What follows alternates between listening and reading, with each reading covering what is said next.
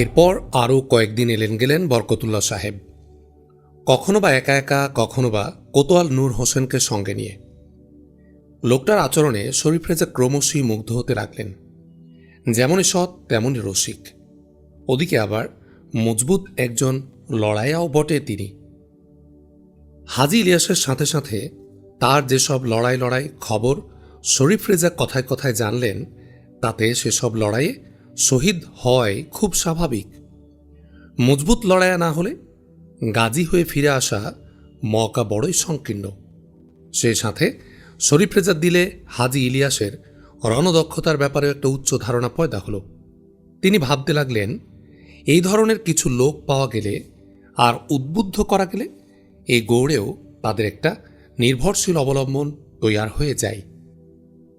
শরীফ রেজার যা কিছু অতি বিশ্বাসী ইয়ার বন্ধু ও ভক্তবৃন্দ তখনও ওই গৌড়ে অবশিষ্ট ছিল, তাদের সবার সাথে একে একে সাক্ষাৎ করলেন শরীফ রেজা। তাদের সাথে আলাপ করলেন এবং তার ইরাদার প্রসঙ্গ নিয়ে তাদের সাথে ভাব বিনিময় করলেন। পরবর্তী পর্যায়ে নিজ মকানে ডেকে নিয়ে তাদের সাথে তিনি মাঝে মাঝে বসতে লাগলেন। এই প্রক্রিয়ার ফলশ্রুতিতে তার মকানে একদিন জমজমাট বৈঠক বসল তার ওই ইরাদাকে কেন্দ্র করে। বৈঠকের প্রারম্ভে শরীফ রেজা তার লক্ষ্য ও ইরাদা উম্মিদের কথা বিশদভাবে ব্যাখ্যা করে সবাইকে শোনালেন। শরীফ রেজার বক্তব্য গুরুত্ব সহকারে শুনে তার ইরাদার প্রতি উপস্থিত সকলে উষ্ণ সমর্থন জানালেন। তবে তারা অনেকেই বললেন, এত বড় কঠিন একটা পরিকল্পনা বাস্তবায়ন করা 2-10টা লোকের বা 2-10টা দিনের কাজ নয়। দীর্ঘদিনের চেষ্টায় বিরাট একটা শক্তি এখানে পয়দা করা গেলে তবে সে কাজে হাত দেওয়ার চিন্তা ভাবনা করা যায়। আলোচনার মাঝখানে কোতোয়াল নূর হোসেন সাহেব ফস করে বলে বসলেন, কিছু ভাষা ইঙ্গিত ছাড়া এত সুস্পষ্ট করে এসব কথা আগে তো কখনো বলেননি হুজুর। তা এত বড়ই যখন চিন্তাভাবনা আপনার, তখন কদর খান সাহেবের সেবারের ওই প্রস্তাব আপনি গ্রহণ করেননি কেন? তখন যদি এ লখনৌতির একটা সালারের পদ কবুল করতেন আপনি, আপনার মতো লোক নির্ঘাত এতদিন সিপাহ সালারের পদে উঠে যেতেন। আর সিপাহ সালার হলে আপনার হাতে কত শক্তি থাকতো আজ। লখনৌতির শাসনকর্তা তো হতো আপনার হাতের স্রেফ একটা পুতুল। নূর হোসেনের কথা শুনে শরীফ রেজা অল্প একটু হাসলেন। তারপর তিনি বললেন, ভাই সাহেব, এখানে যে একটা মস্ত বড় কথা থেকে যাচ্ছে, আর সে কথাটা হলো তখ্ত দখল করে সুলতানগিরি করা। কিন্তু ওটা তো আমার আর আমার মতো আরও কয়েকজনের লক্ষ্যও নয়, কাম্যও নয়। কথাটা বোধগম্য না হয় নূর হোসেন ফের প্রশ্ন করলেন, কি রকম? মেহেরবানি করে আরেকটু বুঝিয়ে বলুন। শরীফ রেজা বললেন, ক্ষমতাসীনকে ক্ষমতাচ্যুত করার পর আমি যদি সুলতান না হই আর স্বাধীনতা ঘোষণা না করি, ক্ষমতা দখলের পর অন্যের হাতে ক্ষমতা দিলে তিনি সে ঝুঁকি নিতে চাইবেন কেন? আর নিতে চাইলেও নিজের ইরাদা অন্যজনে বাস্তবায়ন করে দেবেন, তার নিশ্চয়তাই বা কি? এর উপর আবার তা যদি তিনি না করেন, যে সমস্ত লোক লস্কর সে নিয়তে যান প্রাণ কোরবান করে আমার পেছনে লড়বেন, তারাই বা আমাকে ছেড়ে কথা বলবেন কেন? নূর হোসেন সাহেব লাজবাব হয়ে গেলেন। কথা খুঁজে না পেয়ে তিনি বললেন, হুজুর। শরীফ রেজা বললেন, আমরা কেউ সুলতান হব এ নিয়ত আর লক্ষ্য আমাদের কারো নয়। বিশেষ করে আমরা যারা মহাপ্রাণ দরবেশ শায়খ শাহ শফি হুজুরের খাদেম, পয়লা থেকে আমাদের জিন্দেগির নিয়ত আর অঙ্গীকার এই যে মসনদের মোহ কারো আমাদের থাকবে না। সুলতান হতে কেউ আমরা চাইব না। ফকির দরবেশ মানুষ আমরা, আমাদের কাজ দিন ও কওমের খেদমত করা, সুলতানগিরি করা নয়। তাহলে এই বাঙ্গালা মুলুককে স্বাধীন করার খাস নিয়তে যিনি মসনদ দখল করতে আসবেন, দিনের কথা ভেবে যিনি তা করতে আসবেন, আমাদের কাজ সেই ব্যক্তিকে নিষ্ঠার সাথে মদত দেয়া, এর অধিক কিছু নয়। নূর হোসেন সাহেব থেমে গেলেন। অন্যান্য সকলে ক্ষণকালের জন্য নীরব হয়ে রইলেন। শরীফ রেজার অন্য একজন ইয়ার হতাশ দিলে বললেন, মসনদ দখল করে স্বাধীনতা ঘোষণার ঝুঁকি নেবেন এমন লোক তো এই লখনৌতিতে কোনো কালেই কাউকে দেখিনি। কিছুমাত্র ক্ষমতা যাদের আছে তারা সবাই তো দিল্লির তোয়াজগিরি গোলাম আর স্বার্থপর মানুষ। কওমের জন্য এত বড় সৎ চিন্তা এখানে কারো আছে বলে তো মনে হয় না। শরীফ রেজা বললেন, এখানে কারো না থাকলেও অন্য কোথাও যদি তেমন কোনো লোক বেরিয়ে পড়েন আর সেই ইরাদায় খাড়া হন, সে সময় তার পেছনে দাঁড়াবার মতো লোক বা তাকে সমর্থন দেওয়ার লোক সাতগা, সোনারগা, লখনৌতি সবখানেই তো থাকতে হবে কিছু কিছু। চতুর্দিক থেকে সাহায্য সমর্থন না পেলে এত বড় শক্তির বিরুদ্ধে সে বেচারা একা তো করতে পারবেন না কিছুই। পেছনে কে না এলো, এখানেও তার সমর্থক আছে এটা জানলেও তো দিলে তিনি জোর পাবেন জিয়াদা। জবাবে সকলে এক বাক্যে বললেন, ঠিক ঠিক। শরীফ রেজা বললেন, সেই জন্যে আমি চাই বাঙ্গালা মুলুকের আজাদির কিছু সমর্থক তৈয়ার হোক এখানেও, এবং সে নিয়তে এখানে একটা শক্তিশালী লড়াইয়া দল গড়ে উঠুক আস্তে আস্তে। তাদের একমাত্র নিয়ত হবে দিল্লির শেকল খুলতেই হবে আমাদের। সেই সাথে লক্ষ্য হবে দিল্লির এই উচ্ছৃঙ্খল সেবাদাসদের উচ্ছেদ করে কওমের প্রতি দরদি একজন স্বাধীন সুলতানকে বসাতেই হবে বাঙ্গালা মুলুকের তখ্তে। দিন আর কওমের খেদমতের ঈমান আমাদের অটল থাকলে আল্লাহ তাআলার রহমে এমন মানুষ কোথাও না কোথাও থেকে উঠে দাঁড়াবেই একদিন। আবার সবাই বললেন, আলবত আলবত। শরীফ রেজা বললেন, এখান থেকে যে বেরিয়ে পড়বে না সে মানুষ, তা কে বলতে পারে? অনেকেই বললেন, তা বটে তা বটে।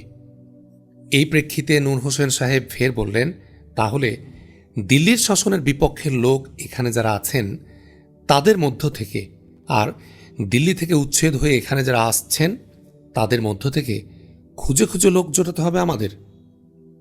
শরীফ রেজা উৎফুল্ল কণ্ঠে বললেন, বিলকুল বিলকুল, এবার আপনি যথার্থ কথাই বলেছেন। খুব বাস্তব আর গুরুত্বপূর্ণ কথা। এই কিসিমের লোকদের কাছে উষ্ণ সাড়া পাওয়া যাবে। আসুন এখন থেকে আমরা এই দিকেই নজর দিই এবং বিশেষভাবে যাচাই করে লোক সংগ্রহ করতে থাকি।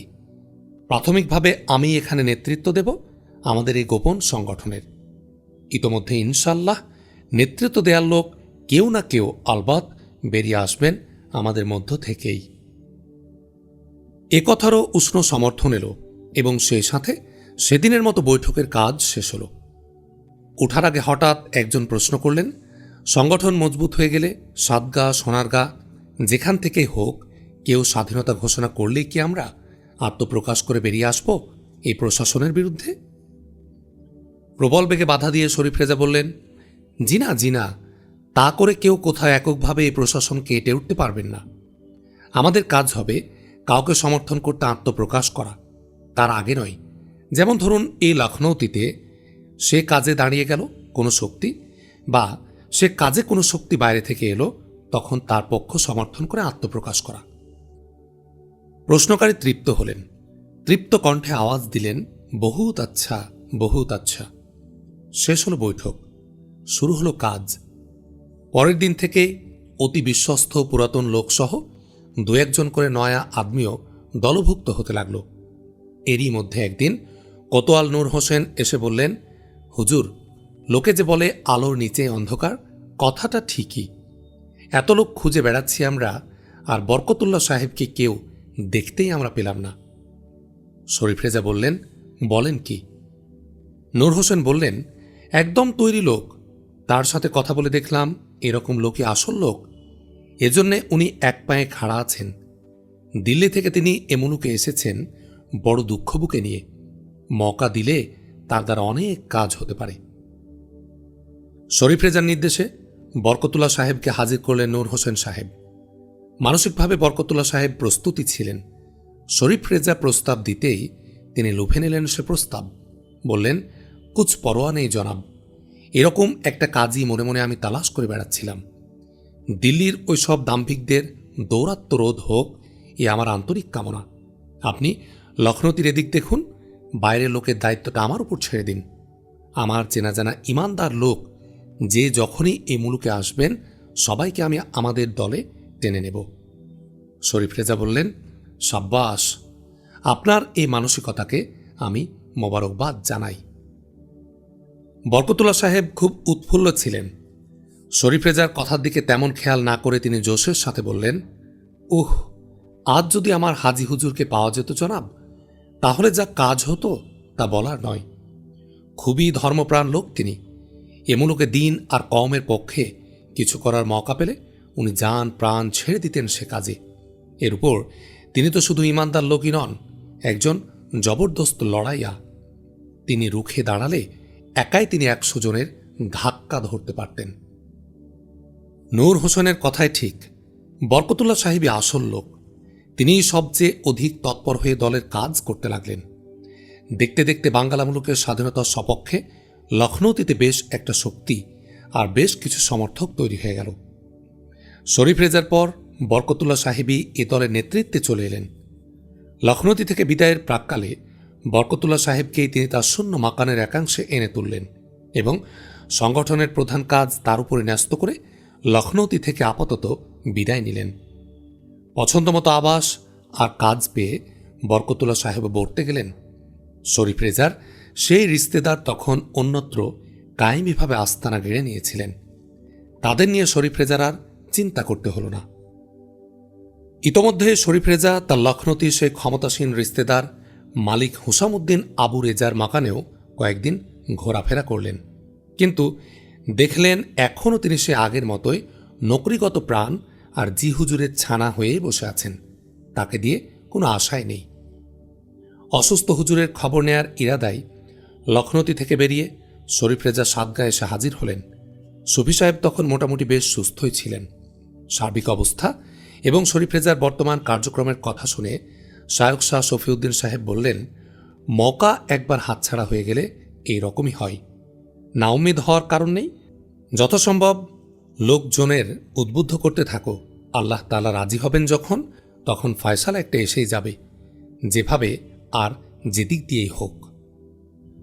সেই সাথে শায়খ সাহেব আরও তাকে জানালেন, যদিও তার মকামের লোক লস্কর আগের চেয়ে সামর্থ্যে আর সংখ্যায় অনেকটা খাটো হয়ে এসেছে, তবুও সেটা সাদগায়ে তৈরি থাকবে সব সময়। প্রয়োজনে শরীফ রেজা যখন তখন সে লোকদের কাজে লাগাতে পারবেন। হুজুরের অনুমতিক্রমেই শরীফ রেজা কয়েকটা দিন সাদগায়ে থাকলেন। এ সময় একদিন এক বিশেষ মুহূর্তে শায়খ শাহ শফিউদ্দিন সাহেব আফসোস করে বললেন, কওমের কথায় ভাবলাম শুধু শরীফ রেজা, তোমার সুখ দুঃখের কথা কোনোদিনই ভাবলাম না। এছাড়া আল্লাহ তাআলার কি যে ইচ্ছা তা আল্লাহ তাআলাই জানেন। সে মওকা তিনিও আমাকে বড় দিলেন না। কিছুটা বিস্মিত কণ্ঠে শরীফ রেজা বললেন, হঠাৎ এ কথা বলছেন কেন হুজুর? শায়খ সাহেব বললেন, উলুগ জিয়া খানের এক আত্মীয় কিছুদিন আগে আমার এখানে এসেছিলেন, আমাদের উলুগ জিয়া খান। তুমি তো কিছুটা জানো আর শুনেছ। জিয়া খানকে সাদগাঁয়ের শাসনকর্তার পদ থেকে দিল্লির সুলতান সে সময় সরিয়ে নিয়ে প্রথমে বিহারে আর তারপর অযোধ্যার ওদিকে নিয়ে গেলেন। ওখানে গিয়ে কাঁচা বয়সে স্বামী স্ত্রী দুজনই তারা পরপর দুনিয়া থেকে চলে গেলেন। তাদের এক আত্মীয় কি এক কাজে সাদগাঁয়ে এসেছিলেন। কাজের ফাঁকে আমার সাথে দেখা করে গেলেন তিনি, আর কথায় কথায় তোমাদের নিয়ে কিছু কথা বলে গেলেন। কি কথা হুজুর? কথাটা তোমার ওই বিয়ের ব্যাপার নিয়ে। মেয়েটা যে এত বড় বেঈমানি করবে উলুগ জিয়া খান বা তার বিবি কেউই এটা ভাবতেও পারেনি। জিয়া খানের বিবি মানে ওই ভূদেব নৃপতির মেয়ে চন্দ্রাবতী মওতের আগে নাকি এ নিয়ে খুবই আফসোস করে গেছে। তোমার দিলে হঠাৎ ওই চোট লাগার জন্যে নাকি সে নিজেকে অনেকটা দায়ী বলে ঠাউরিয়েছে। শায়খ সাহেব উদাস হয়ে উঠলেন। শরীফ রেজা আপত্তি তুলে বললেন, থাক হুজুর, যা চুকে বুকে গেছে কি হবে আর ও সব কথা ভেবে?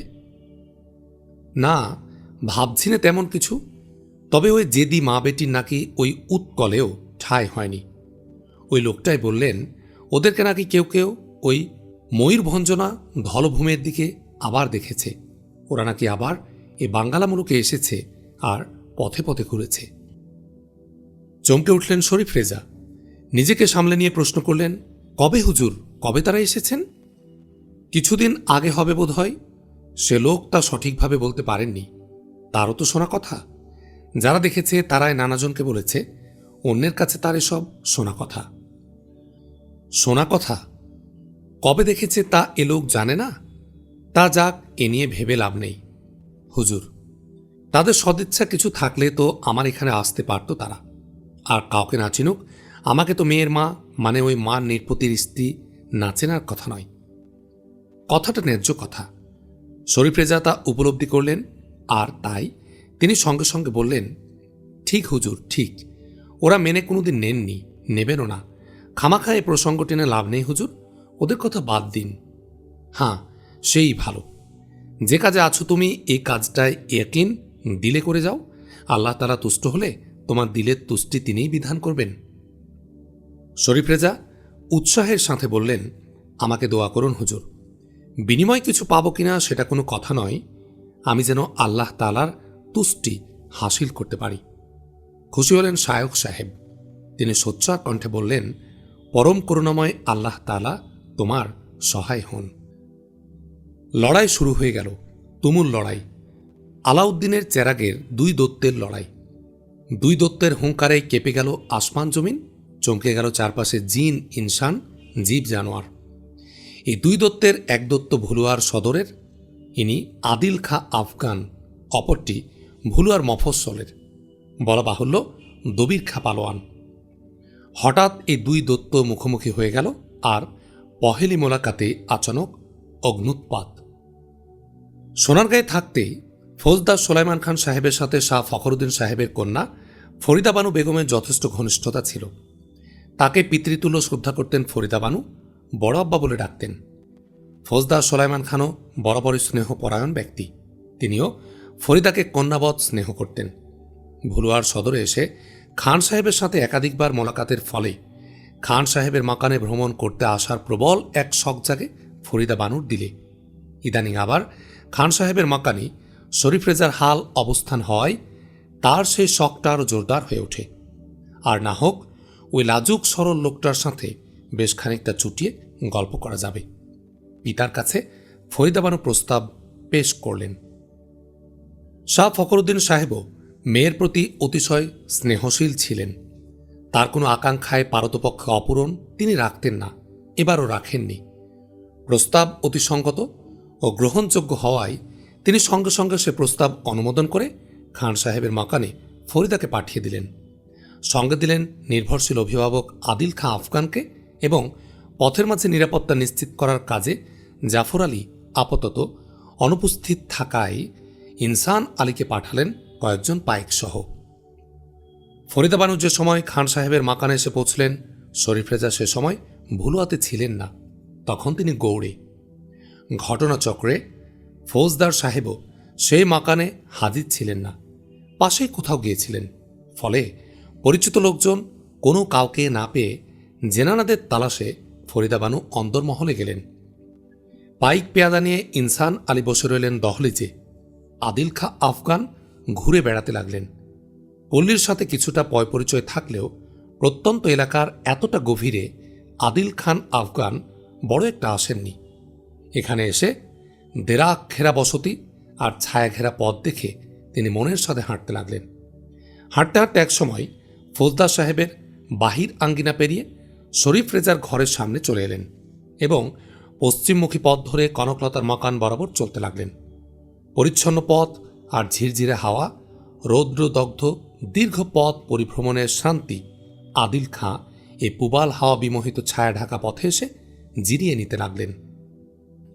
আরামের পরশে আদিল খাঁ ক্রমে আনমনা হয়ে উঠলেন এবং অর্ধনিমিলিত নয়নে ধীর লয়ে হাঁটতে হাঁটতে গুনগুনিয়ে গান ধরলেন, কেয়া তাজ্জব এ দুনিয়া और জিন্দেগি কা খেল।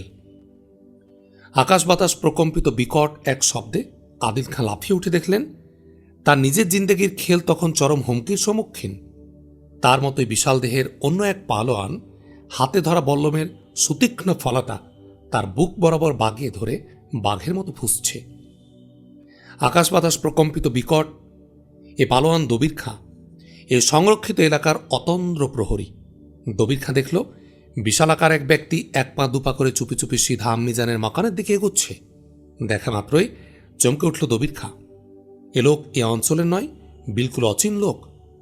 তৎক্ষণাৎ তার খেয়াল হল জরুর এ আদমির বদমতলব আছে। ত্রিবেণীতে তালাশ করে না পেয়ে জরুর সে আম্মিজানের সন্ধানে ভুলুয়াতে এসেছে। নির্ঘাত সে আম্মিজানকে পাকড়াও করতে চায়। এই খেয়াল তার মাথায় আসতেই সে এক লাফে আদিল খাঁর সামনে এসে পড়ল এবং বলম বাগিয়ে ধরে বাঘের মতো গর্জন করে উঠল, রোক যাও। আদিল খাঁ আফগান চমকে উঠে দাঁড়াতেই দবির খাঁ ফের বলল, মত মত তেরা নাজদিক। হতভম্ব হয়ে আদিল খা বললেন, মত? একই রকম বিক্রমে দবির খা বলল, আলবত, তুম কন হো? आदिल खां इस जवाबे बोलें, परदेशी। क्या? परदेशी? तब मौत के लिए तैयार हो जाओ। बल्लम हाथे दूसरा बार लाफिए उठल दबिर खां। ता देखे आदिल खां संगे संगे एक पाशे सरे एलेन एबं जार पर्णे ताज्जुब कण्ठे बोलें, आरे मुसीबत, कसूरटा आमार की? ता तो आगे बोलबे। कसूर? तुमी तो जरूर एक लुटेरा, एक चोट्टा आदमी। चोट्टा आदमी? मैं? बिल्कुल खन्नास आदमी।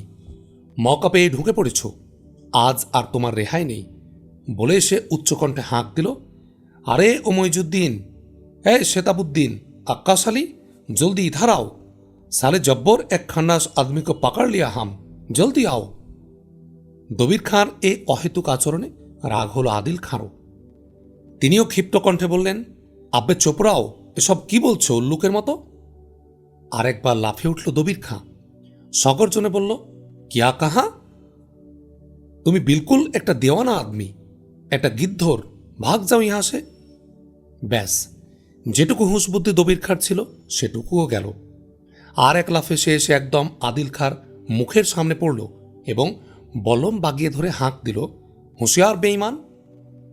তলোয়ার টেনে বের করে আদিল খাও হুঙ্কার দিলেন, খামোশ কমবক্ত। শুরু হলো লড়াই। একে অপরকে আঘাত করার কায়দা খুঁজতে গিয়ে ওই বিশাল দেহি দুই পলোয়ান সমানে লাফাতে শুরু করল। হইচই শুনে ইতোমধ্যে রাস্তার দিকে ছুটে এলেন কনকলতা, হরিচরণ দেব ও পদ্মরানী।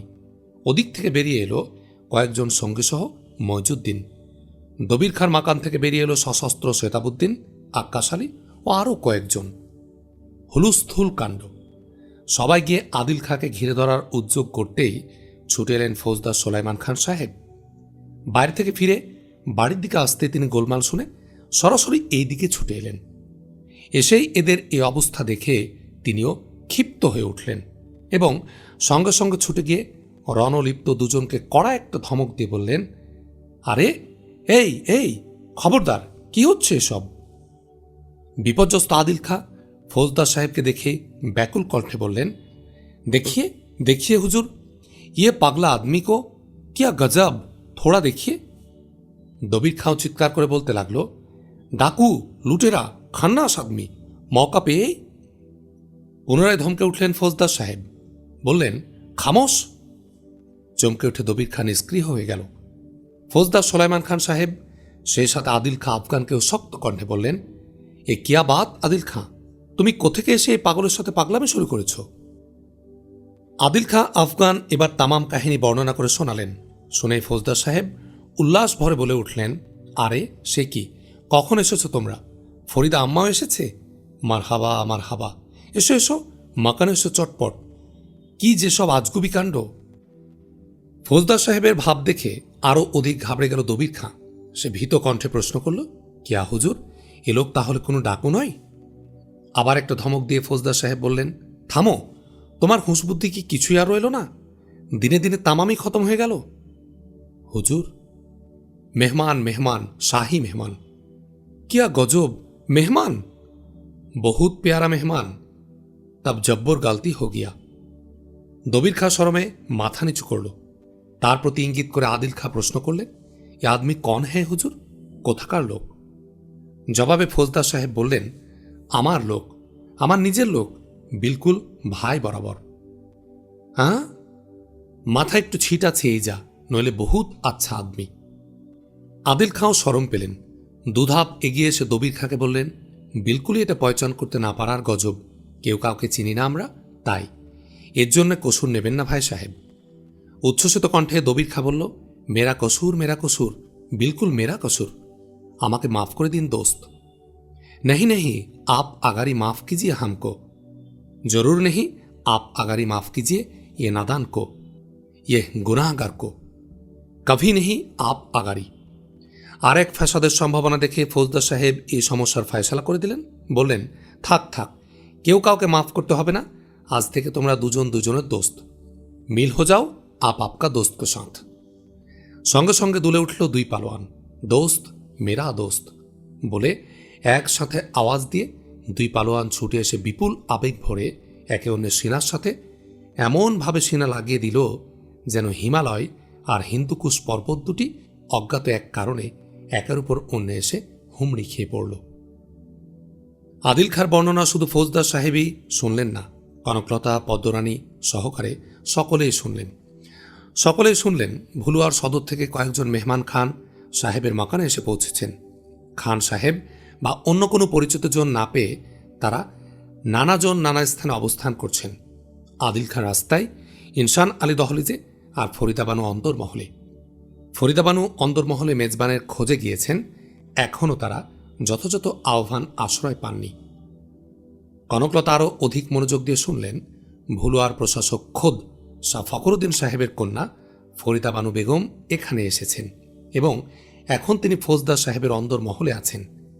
এই সেই ফরিদাবানু যার সম্বন্ধে তিনি ফৌজদার সাহেবের কাছে ইতোমধ্যে অনেক কথাই শুনেছেন, যা তার দিলের শান্তি হরণ করার উপক্রম করেছে।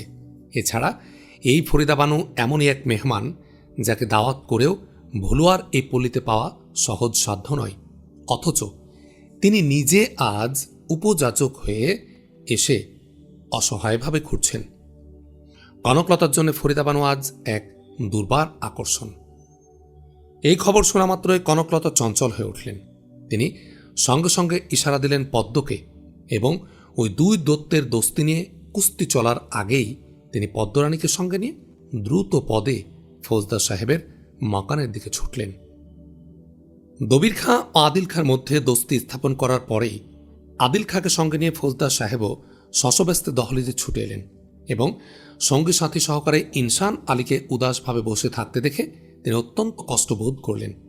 সঙ্গে সঙ্গে তিনি তার লোকজনদের ডেকে অতিথিদের আতিথেয়তার যথাযথ ব্যবস্থা নিতে বললেন, আর সেই সাথে এ অনিচ্ছাকৃত ত্রুটির জন্যে ইনসান আলীর কাছে তিনি বিনয়ের সাথে মার্জনা চেয়ে নিলেন। অবশ্য মার্জনা চাইতে গিয়ে ইনসানদের কেবলই তিনি লজ্জিত করে তুললেন।